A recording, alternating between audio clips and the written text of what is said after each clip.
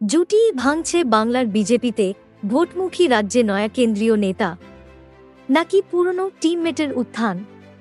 রাজ্যের সেট টিমে কতটা রদবদল হবে এখনও তা নিয়ে ধোঁয়াশা বিজেপিতে। কিন্তু রাজ্যের দায়িত্বপ্রাপ্ত কেন্দ্রীয় টিম যে ভেঙে যাচ্ছে তা নিয়ে সংশয় কম।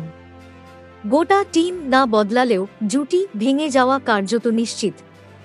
প্রতিবেশী রাজ্য বিহারে ভোট শিয়রে, বঙ্গেও বিজেপি ভোটের প্রস্তুতি শুরু করে দিতে চাইছে। তাই বাংলার জুটি ভাঙা ছাড়া এখন অন্য উপায় দিল্লির হাতে নেই। এখন বঙ্গ বিজেপির দায়িত্বে দুজন কেন্দ্রীয় পর্যবেক্ষক। সুনীল বনসল দেখেন সাংগঠনিক কাজ, মঙ্গল পাণ্ডে দেখেন রাজনৈতিক বিষয়।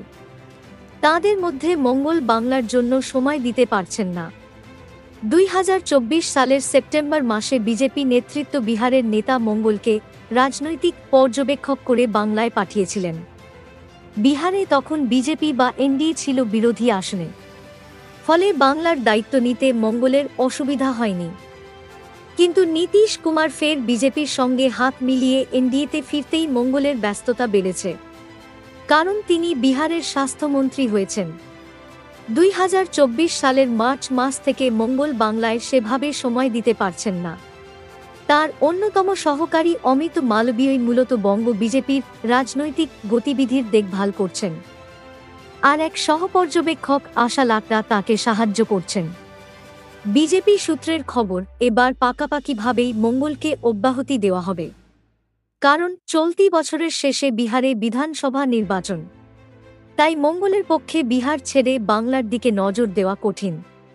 উপরন্তু বাংলাতেও বিজেপি বিধানসভা নির্বাচনের প্রস্তুতি শুরু করেছে, ফলে পার্ট টাইম পর্যবেক্ষক দিয়ে কাজ চলবে না।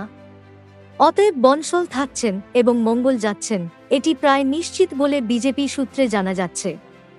কিন্তু তার ফলাফল নিয়ে কেউ নিশ্চিত নন। বিধানসভা নির্বাচনের মাত্র 1 বছর আগে নতুন কেউ এসে কত দ্রুত রাজ্যের পরিস্থিতি বুঝে উঠতে পারবেন তা নিয়ে দলে অনেকে সন্দিহান। 2015 থেকে রাজ্যে রাজ্যে সাংগঠনিক এবং রাজনৈতিক কাজের জন্য বিজেপি আলাদা আলাদা পর্যবেক্ষক নিয়োগ করছে। এই ব্যবস্থা